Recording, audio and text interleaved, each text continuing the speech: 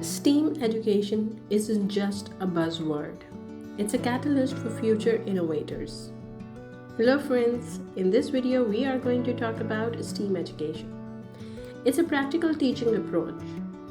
The difference between STEM or STEAM education is the alphabet A, which means integrating art in STEM. There are 5 elements of STEAM. These elements are science, technology, engineering,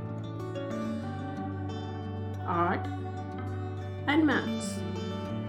The STEAM education develops the skills of communication, inquiry, critical thinking, problem solving, and creative thinking in a child.